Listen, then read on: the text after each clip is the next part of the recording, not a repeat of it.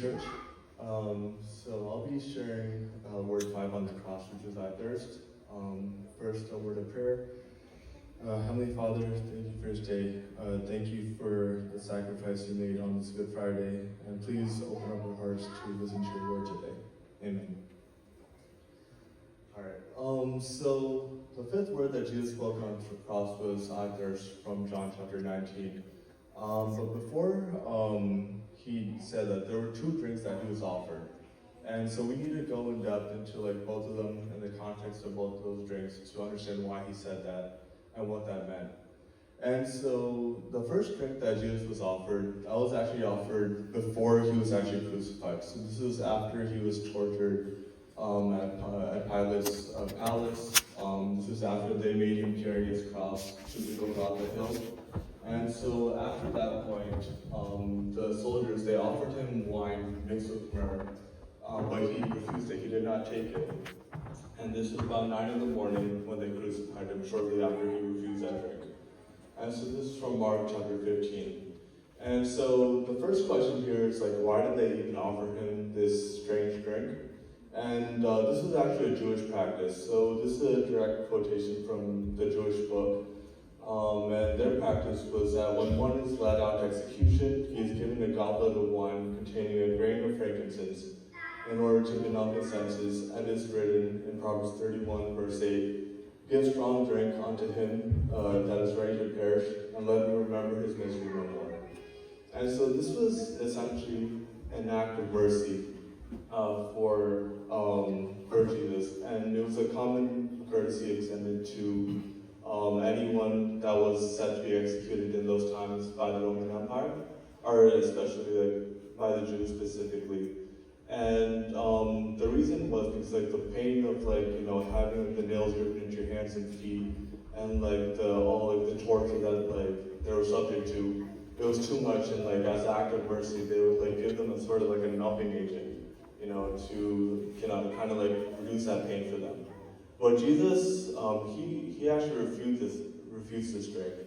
And so now we need to ask, why did he refuse it? Why didn't he just take it, as this was a courtesy extended to all prisoners at the time? Next slide, please. And one slide before, sorry. Yeah. And so the reason was because Jesus chose to bear all of this pain. And so in Hebrews chapter 2, verse 18, it says, "Because he himself suffered when he was tempted, and he is able to help those who are being tempted."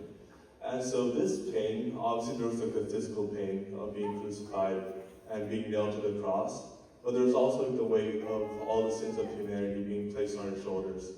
And Jesus knew that he would have to bear the full brunt of this pain on himself, without any numbing, without taking any partial pain out of this experience. And so that's why he chose to bear all that pain. And so, what does this mean for us? So obviously every day we go through temptations in our lives, right? We have problems. Every day we go through big problems, small problems. But since Jesus was able to go through such a huge thing, the weight of all sins of humanity on his shoulders, and he was given a way out almost. He was given a way to kind of numb that pain, but he said no to that. We know that no matter what we're going through, Jesus is able to relate to us. He's able to guide us out of our temptations, because he was able to go through something that was so much more severe. And so basically what this means for us is that whenever we go through anything in life, we know that Jesus went through something that was so much more severe. And if we rely on him in those moments, he'll be able to get us out of those situations. Next slide. Yeah. So that was the first drink. That was before Jesus was crucified. Immediately after that, they nailed his hands and feet to the cross, and they hoisted him up on the cross. A few hours later, this was around the time of Jesus' death, right before, there's actually 2 accounts from 2 different Gospels of this specific moment. One is from the Gospel of John, one is from the Gospel of Mark. And so the Gospel of John, that relates it from Jesus' perspective. And it says, "Later, knowing that everything had now been finished, and so that scripture would be fulfilled, Jesus said, 'I am thirsty.' And when he had received the drink, Jesus said, "It is finished," and gave up his spirit. And so this is what Jesus was experiencing in that moment. From the Gospel of Mark, it says, someone ran, someone would being like one of the Roman soldiers, someone ran, filled a sponge with wine vinegar, put it on her staff, and offered it to Jesus to drink. "Now leave him alone, lest he with Elijah comes to take him down." And with a loud cry, Jesus breathed his last. And so you can see this is the same exact moment, but it is like depicted in like two very different ways. Like on Jesus' side, he sees it as like a fulfillment of prophecy. There was a prophecy that I'll get into later that Jesus was trying to fulfill with this moment by taking that drink. But from the human's perspective, they had no like perspective of like the prophecy. These were Roman soldiers; they were not Jewish, right? And they were just doing this as a way to like make fun of Jesus, almost, right? They like noticed that he was like suffering and like he was thirsty, so they like took some vinegar, which will like kind of like dehydrate you, right? And they like try to put it in his mouth. And so they were trying to do this to like make fun of him. And so, but you can see that like it's the same moment, but like from the two perspectives, it's like almost like a completely different story. And so like, why is this important? Next slide. Yeah, and so the reason this is important is because first of all, there's like the prophecy that needs to be fulfilled, which is Psalm 69 verse 21, which states, "They put gall in my food and gave me vinegar for my thirst." And so, from like the Roman soldiers' perspective, they had no Jewish background, no Christian background, right? They fully intended this for selfish reasons. They wanted to have some entertainment. They wanted to like make fun of Jesus, right? But Jesus used even those people who had no religious background, who had like no context of the prophecy. He used those people to fulfill his prophecy. And what that means for us is that, there's gonna be like trials and hardships in life, even like, some circumstances at the hands of other people, some people who are like not even Christian. And like, we're like wondering like, why is this happening to me? Like, what did I do to deserve this? God will be able to use those moments. People who are even acting out of their own selfish intentions and have no Christian background, God can use those people to fulfill his will in our lives. And that's something that we can take out of this.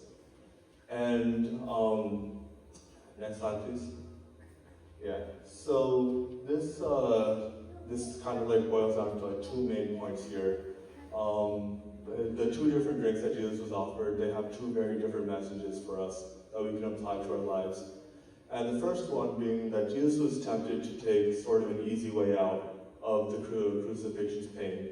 And not essentially an easy way out, but a way to like numb the pain.